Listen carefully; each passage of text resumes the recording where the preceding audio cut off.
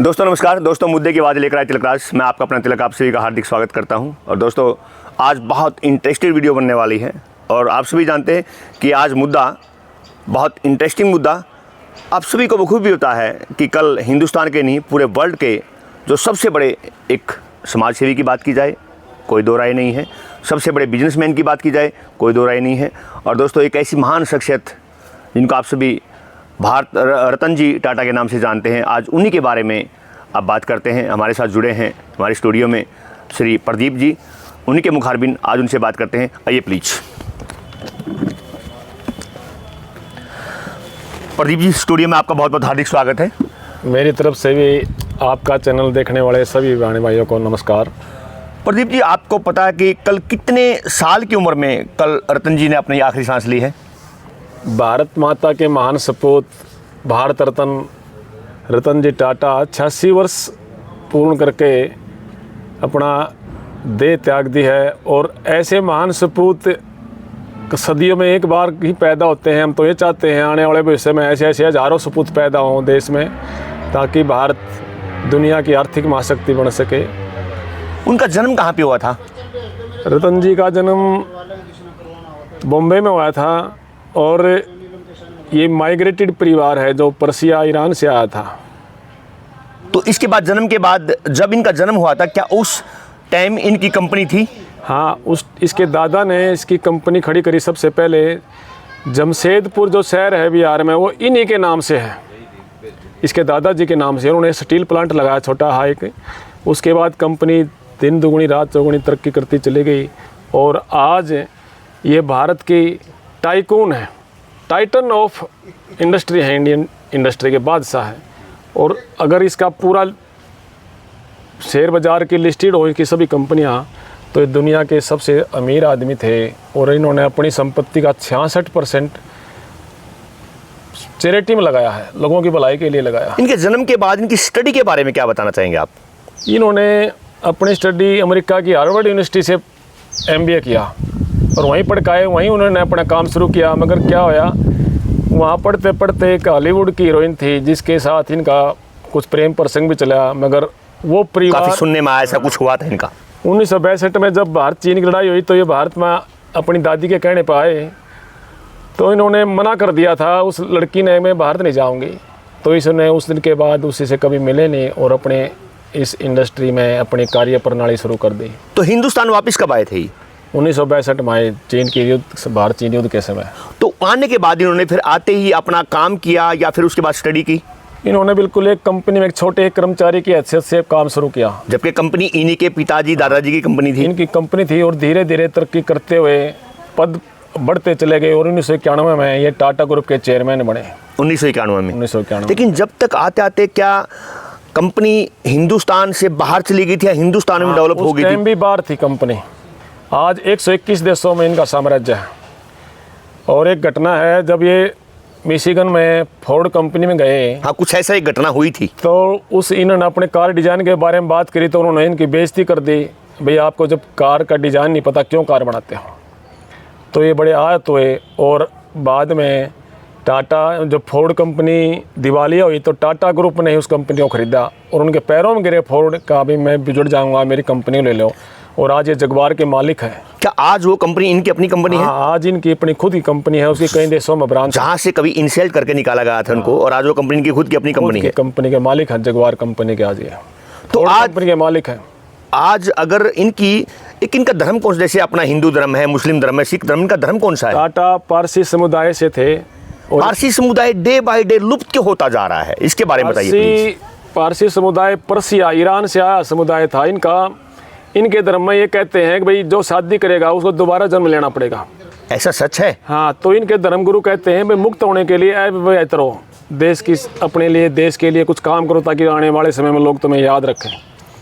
तो ये अविवाहित रहा। और ये नहीं, बॉम्बे में 400 परिवार थे पारसी समुदाय के जो आज लुप्त हो गए, 40 मात्र रह गए। पूरे बॉम्बे में 400 में से अब 40 परिवार ही बचे हैं। 40 परिवार ही बचे हैं। और इनका परिवार भी लगभग इसकी हाफ सिस्टर और हाफ ब्रदर हैं, अभी भी जीवित हैं इसी कंपनी में, टाटा ग्रुप कंपनी में डायरेक्टर हैं। क्या पारसी धर्म के लोग आगे शादी नहीं करते? मोस्टली लोग शादी नहीं करते, वो इस जन्म मरण के मोह से मुक्त होना चाहते हैं, इसलिए शादी नहीं करते, इसलिए धर्म लुप्त होता जा रहा है ये। इसलिए धर्म लुप्त होता जा रहा है। तो अगर इनके कंपैरिजन किया जाए कि अंबानी के साथ या फिर सहारा के साथ या अन्य कंपनियों के साथ, बहुत बड़ी बड़ी कंपनियां इंडिया में हैं, तो उस लेवल में अगर इनको आंका जाए तो क्या नंबर, क्या रैंक देना चाहेंगे आप? टाटा कंपनी आज $300 बिलियन की कंपनी है। जो अंबानी या दूसरे परिवार हैं, उद्योगपति हैं, वो तो इसके पास भी नहीं फटकते।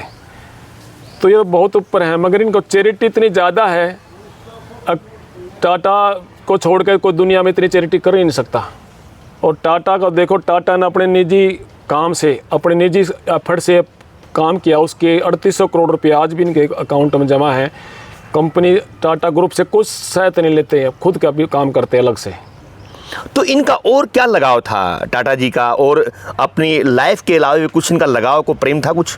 टाटा, रतन जी टाटा जो थे वो संगीत प्रेमी थे। अपने घर में भी एक कमरा संगीत का बना रखा है इन्होंने, संगीत का साजो सामान रखा है। और अपने कुत्तों से बहुत प्यार करते थे। 2 कुत्ते थे। एक बार तो इंग्लैंड की रानी से, जो मैंने पढ़ा है बिल्कुल सच है, मैसेज आया भाई आपको बुलाया गया है खाने पर, तो इन्होंने ये कह के मना कर दिया, मेरा पेट जो है कुत्ता बीमार है, मैं आ नहीं सकता। और उसी से प्रभावित होकर एक शांतनु नायडू लड़का था। 1 मिनट रोकना चाहूँगा। इंग्लैंड की महारानी जिसको मिलने के लिए, जिसको देखने के लिए दुनिया तरसती है, इन्होंने वहाँ जाने के लिए मना कर दिया। बकिंघम पैलेस में जाने से मना कर दिया था, क्योंकि कुत्ता बीमार था इसलिए। तो इतना प्यार अपने डॉगी से, अपने कुत्ते से, कुत्तों में अपने से प्यार था इनको। इसके अलावा इसका बिजनेस के प्रति इंडिया के बाहर और ऑल ओवर क्या कहना चाहिए, कितनी कंपनियां इस समय काम कर रही हैं? टाटा ग्रुप 7 हिस्सों में बटा हुआ है, जिनकी लगभग सैकड़ों कंपनियां हैं। और इंडियन एयरलाइंस को ले लो, पहले टाटा मालिक था इसका, टाटा एयरलाइंस, मगर इंदिरा गांधी ने इसको टेक ओवर कर लिया था। अब जब डूबने के कगार पर थी 5 साल पहले, जब ख़त्म हो गई थी, 56,000 करोड़ की घाटे में चल रही थी, तो टाटा ने वापस टेक ओवर कराया। किसी भी एक भी कर्मचारी को नहीं निकाला, सबको नौकरी दी, सबके पूरा पे दी और इसको आगे बढ़ाया कंपनी। तो जहाज उड़ाने का शौक भी, उसके बारे में कुछ? टाटा F-16 फल्कन विमान उड़ाने वाला हिंदुस्तान का पहला आदमी था। प्रशिक्षित पायलट थे टाटा जी, खुद रतन टाटा जी प्रशिक्षित पायलट। तो यानी कि एक डॉग के साथ भी प्रेम था और लोगों की समाज सेवा के साथ भी, उसके अलावा पायलट भी थे। तो एक और मैं एक कहानी सुनने में आई थी, कोई लड़का था और डॉगी को खाना डाल रहा था, कुछ डॉगी इंजर्ड थे, टूटे फूटे थे, उसके बारे में एक बार जरूर प्रकाश डालिए प्लीज़। शांतनु नायडू जो लगभग आज 30 साल को, पिछले कई सालों से इसी के साथ, टाटा जी के साथ रह रहे हैं, जो उसका कुत्तों के प्रति, स्ट्रे डॉग के प्रति प्रेम देख कर उससे बड़े आकर्षित हुए। उससे पूछा भाई तेरी क्या इच्छा है? उनका मैं पढ़ना चाहता हूँ, MBA करना चाहता हूँ अमेरिका में। वो कॉर्नेल यूनिवर्सिटी में पढ़ने चले गए और उन्होंने कहा और क्या इच्छा है? बोला मेरी इच्छा है जब मेरा वहाँ कन्वोकेशन आए और उस वक्त मैं जब डिग्री प्राप्त करूँ तो आपका भी वहाँ होना चाहिए, आप वहाँ हो जब मुझे डिग्री मिले। तो टाटा जी वहाँ गए और जब वहाँ से मिलने के बाद एक थाई रेस्टोरेंट में खाना खाने गए तो बिल टाटा देने लगे। उन्होंने कहा नहीं आप नहीं देगा। बोला क्या मैं अपने मित्र के लिए का बिल नहीं पे करता जी, और एक टी-शर्ट भी खरीदी उसके लिए जी, उसका बिल भी टाटा ने पे किया। और आज अंतिम समय भी वही लड़का शांतनु इनके साथ है। अब सारा काम इनका संभाले हुए है। काम तो ट्रस्ट संभाल रहा है, वो इसका खुद की इसकी देखभाल करता था टाटा। इसको सुबह से शाम तक दिनचर्या इसके साथ रहता था। प्रदीप जी, एक कोरोना की महामारी आई थी पूरे वर्ल्ड में, हिंदुस्तान में, पूरे वर्ल्ड में। उस समय इस टाटा का एक होटल है इनका अपना, ताज पैलेस, जो गेटवे ऑफ इंडिया पे है, और उस समय पर थोड़ा प्रकाश डाले कि इसने कोरोना महामारी में हिंदुस्तान की क्या सेवा की थी इस टाटा कंपनी ने। रतन जी टाटा ने कोरोना में अपना ताज होटल, जो दुनिया के सबसे महंगे होटलों में से एक है, डॉक्टरों के लिए फ्री कर दिया था। पेशेंट जो गंभीर पेशेंट थे उनके लिए, जहाँ पर एक कॉफ़ी का कप भी 1,000 रुपये का कम से कम मिलता है, सबके लिए फ्री था। और लगभग 2 साल तक वहाँ पेशेंट भी और डॉक्टर भी वहाँ रहे, फ्री खाना पीना सब कुछ फ्री कर दिया था। तो इसके अलावा कितने % सुनने में आया कि टाटा जी या टाटा कंपनी कुछ % लोगों में बांटती है, गरीबों में बांटती है या ज़रूरतमंदों की सेवा करती है? टाटा ग्रुप का 66% जो शेयर है वो चैरिटी में जा रहा है। और टाटा जब चेयरमैन बने 1991 में 400% उन्होंने रेवेन्यू बढ़ाया उसका, कंपनी का 400% जी। और 2012 में चेयरमैनशिप से अपने आप को सेवानिवृत्त कर लिया था। उसके बाद ट्रस्ट ही टाटा ग्रुप को चला रहा है। तो और इसके बारे में कोई विशेष बात को बताना चाहेंगे आप प्लीज? इसी के जो उसको बोलते हैं भाई हाफ ब्रदर हाफ सिस्टर माया टाटा है, जिसका भाई है वो चला रहे हैं इस कंपनी को, वो बोर्ड ऑफ डायरेक्टरेट में शामिल हैं।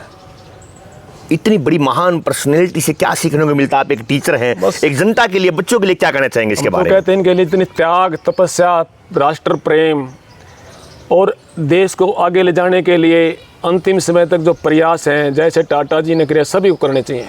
देश के प्रति समर्पण था इन लोगों के दिमाग में।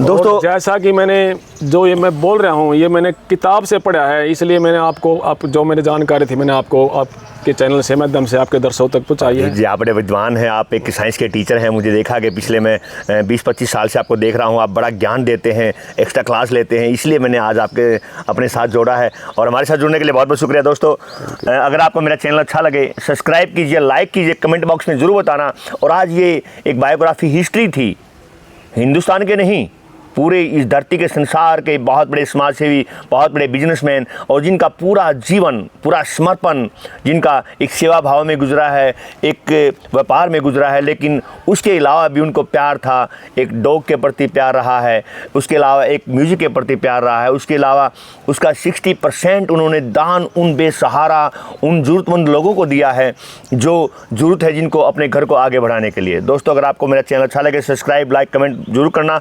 अगली बार फिर मिलेंगे एक नए मुद्दे के साथ, मिलेंगे एक ब्रेक के बाद। बहुत बहुत धन्यवाद।